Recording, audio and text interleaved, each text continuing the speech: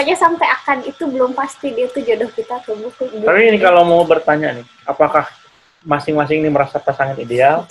Tidak. Yang diharapkan gitu ya? Tidak. Nah, jawabannya ternyata tidak.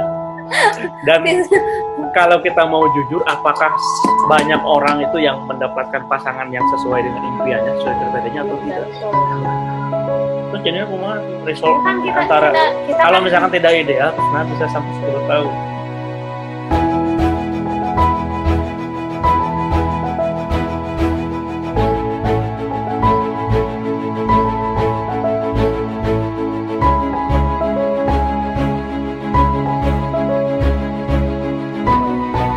karena kan hubungan suami istri itu berdampak dengan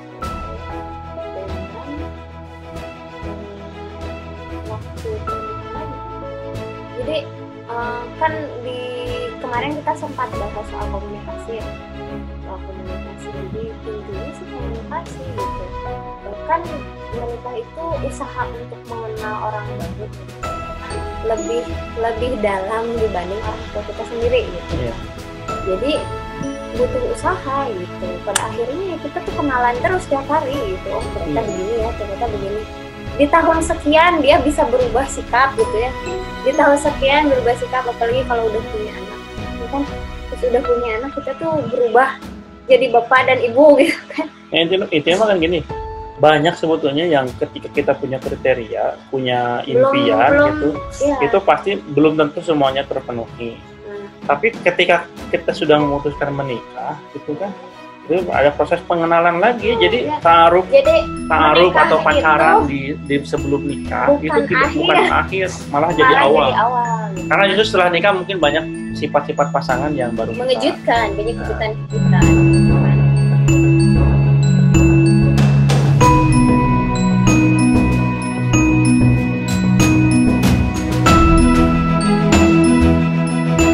Ada yang ada yang baru kita tahu ternyata dia lebih baik dari yang kita bayangkan, tapi juga ada sebaliknya, ternyata orangnya kayak gini itu lebih jelek. Itu kan ada yang sesuai ekspektasi, ada yang melebihi ekspektasi. Gimana tuh, ada sarannya? Sarannya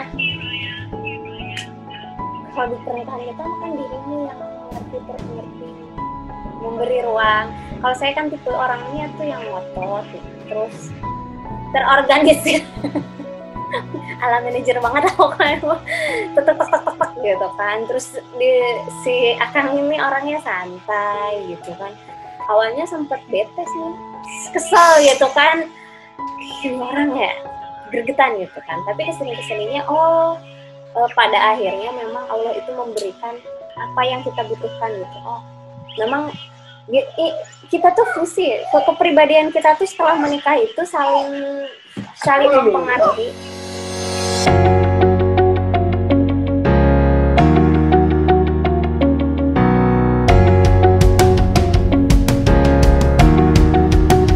Kadang saya lihat saya yang sekarang gitu, terus lihat saya yang dulu, gitu-gitu banget, gitu-gitu bisa nih gitu ya. Jadi saya pada akhirnya mah orang ini bisa membuat saya menjadi sosok yang lebih baik gitu. Baik itu misalnya secara psikologis ya, secara banyak hikmahnya. Jadi terus Pak menikah dengan ini sih pengalaman pribadi, menikah dengan si Akang ini tuh mendorong saya untuk berpositif ria. Jadi saya harus berusaha untuk positif karena orangnya positif banget. Terus kalau saya waspadaan, negatif, curiga sih, maksudnya waspada gitu. Jadi kalau apa-apa tuh lihat dari sudut negatifnya gitu. Dan ternyata kan itu saling melengkapi. Kalau ada apa-apa tuh saya pasti menganalisa, lihat di analisa tuh sisi klinisnya, sisi negatifnya gitu. Terus dilengkapilah dengan sudut pandang si Akang ini dari sudut pandang yang positif.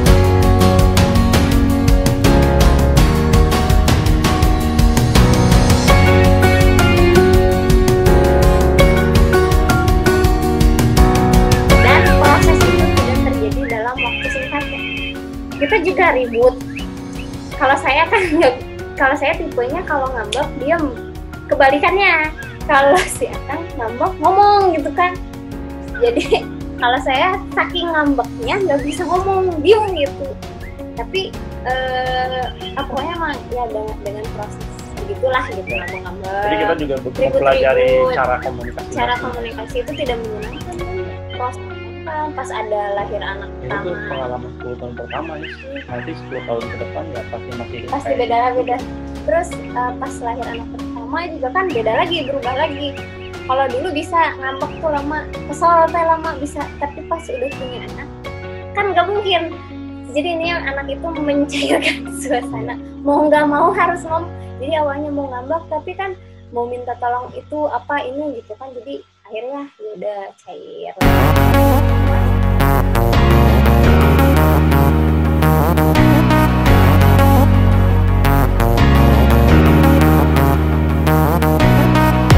Pokoknya si Akang ini termasuk orang yang paling nyebelin kalau di debat. Jadi mendingan diajak diskusi, diajak ngobrol, lihat gini gitu. Ya gini. Akhirnya kan kita ada proses bertukar informasi. Akhirnya curhat gitu kan, pokoknya lebih enak sih kesimpulannya. Pas awal-awal mah bingung. Saya kan bukan termasuk orang yang ekspresif, yang maksudnya ekspresif pribadi ya, maksudnya mengatakan apa yang saya rasakan tuh diomongin gitu, diungkapkan. Kebalikannya si Akang ini ngomong gitu. Kalau dia lagi kesel gitu, akhirnya kan wah nggak bisa hidup begini terus kan. Akhirnya kita ngerundel sendiri. Akhirnya saya mulai belajar, awalnya sih tidak menyenangkan, tapi kesini kan ya udah, saya juga mesti survive gitu. Ini sebuah pernikahan harus dipertahankan. Akhirnya senang nggak senang, akhirnya saya ngomong, saya tuh ngambek gitu. Saya tuh kesalnya begini. Lama-lama terbiasa ya.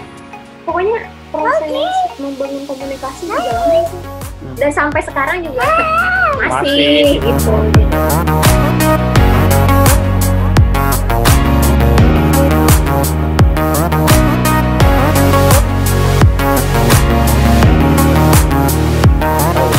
Mungkin pengalaman 10 tahun terakhir. Pasti kita akan menemukan tadi kekecewaan terhadap pasangan karena tidak sesuai ekspektasi, atau ya itu justru kita menemukan sesuatu yang wah kita anggap dia nggak punya itu gitu ya, kelebihannya ternyata dia punya. Jadi ya itu proses menerima dan mengagumi gitu ya, bersyukur dan bersabar. Bersyukur dan bersabar gitu. Karena bersyukur tuh karena tadi pasti pasangan yang kita punya itu dia pasti memiliki kelebihan itu nggak tahu, yang bisa mengisi kekurangan kita, tapi dia juga pasti punya kekurangan yang bisa kita isi. Siapa senang? Kalau curhat pribadi mah kan saya kan dulu kalau di organisasi saya mah di daerah gitu kan, terus ya si Akang mah di pusat.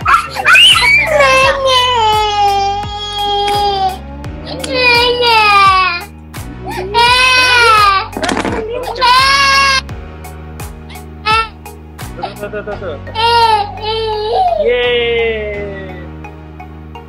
Saya kan di daerah, terus ya kan di pusat gitu ya. Terus ada rasa kayaknya gimana gitu ya. Ada rasa inferior dikit gitu ya.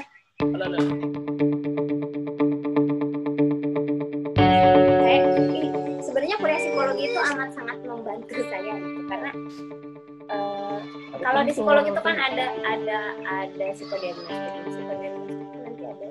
Ketika kita harus menulis riwayat hidup seseorang, kita mengetahui bahwa seseorang itu tidak sepolos yang terlihat.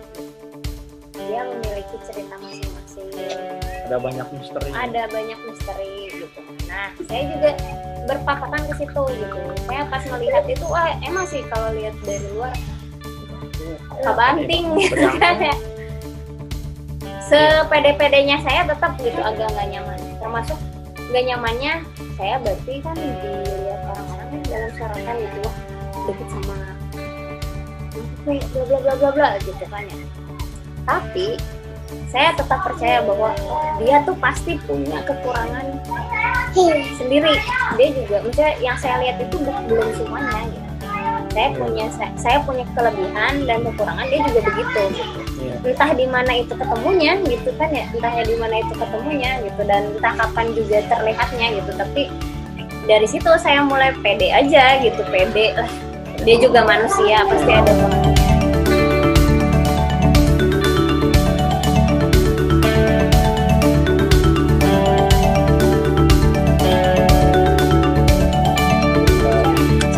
Pernikahan kita itu tidak terlalu menarik sebelum menikah. Kalau mau ditanya gimana dulu pas memutuskan kenapa kita nikah, ya Kak, ya tadi gitu, sederhana aja, dan ceritanya juga kita juga jarang ketemu gitu ya. Perjalanan kita mau benar-benar dimulai pas sudah nikah. Benar. Sebetulnya siapapun yang menikah itu harus move on ya. Move on itu maksudnya tadi ada ekspektasi sebelum nikah dan setelah pernikahan. Pada akhirnya mungkin nggak tahu ya, kalau saya sih, karena saya nggak punya mantan. Nggak punya mantan artinya saya nggak punya hubungan komitmen, hubungan pacaran ya, pacar yang komit gitu. Mungkin ya kalau gebetan mah ada lah gitu yang saya taksir, tapi ya nggak ada yang jadi gitu, minimal nggak ada yang jadi pacar. Jadi nggak bisa membanding-bandingkan. Tapi maksudnya kalau yang lain kan ada yang punya mantan gitu ya, pasti akan mungkin terhantui atau tidak akan terlepas dari upaya membanding-bandingkan antara suami atau istri dengan pasangan atau calon pasangan yang sebelumnya. Dan saya kira itu salah satu warning ya menurut saya sih. Setelah menikah kita harus move on, siapapun pasangan kita, itu yang kita punya, mereka lah atau dialah sebetulnya partner yang kita punya, yang kita miliki. Jangan terus membanding-bandingkan itu dengan mantan gitu kan atau apa gitu. Maksudnya itu kalau ngelihat kekurangan kan pasangan itu pasti ada aja. Jadi kita harus justru, kita itu bagian dari dia bagian dari kita, saling memotivasi untuk memperbaiki.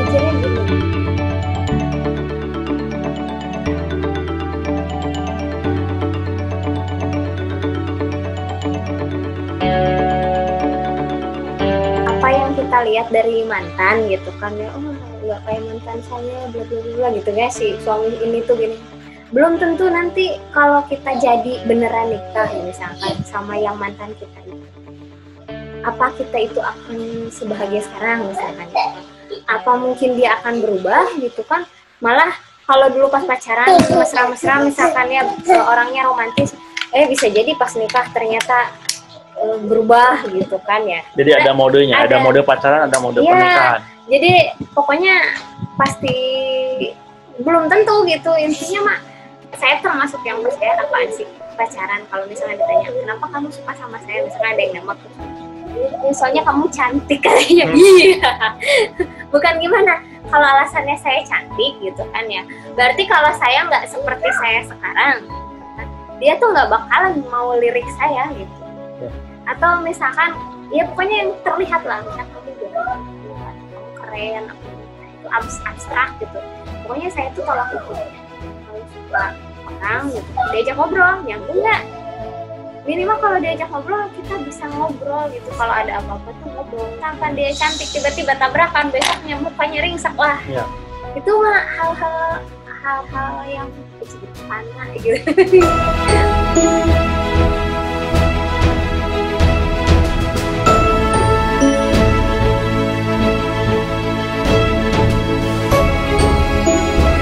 Kayaknya sih udah terlalu lama ini videonya, jadi intinya itu jadi banyak sekali pertimbangan sebetulnya yang harus ya jadikan acuan kalau memilih pasangan ya. Setiap orang pasti beda-beda, tapi sebaiknya kita punya itu supaya ada saringannya gitu. Dan ya, tadi mungkin kalau pesannya dari pihak perempuan terutama ini di Indonesia terutama, kita kan masih sangat patriarki atau apa gitu ya. Kalau bisa ya, terutama dede-dede ini atau gadis-gadis muda, jangan mau waktunya dimubazirkan oleh laki-laki yang mungkin tidak berkomitmen. Belum tentu jadi suami kita gitu.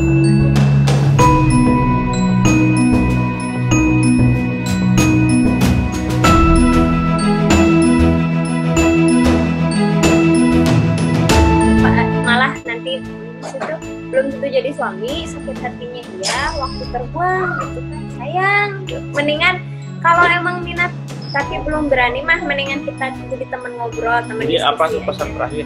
Pesan videonya? Ya, tegas aja. Pokoknya kalau jadi perempuan, ya mungkin kesannya akan menakutkan ya buat laki-laki. Karena tidak semua laki-laki suka yang begitu intens kesannya Tapi tuh itu gitu. jadi saringan. Tapi jadi saringan gitu. Mungkin itu dulu nih untuk video ini.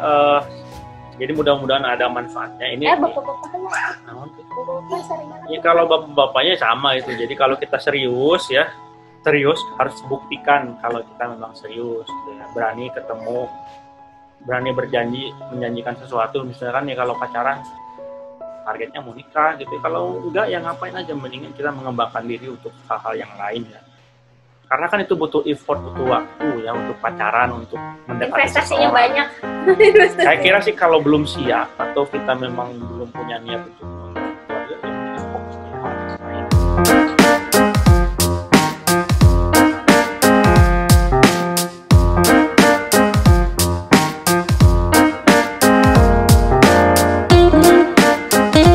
Kalau udah punya dan kita udah siap, kejar, tentukan, pastikan. Itu dulu, terima kasih, sampai ketemu di video selanjutnya. Assalamualaikum warahmatullahi wabarakatuh.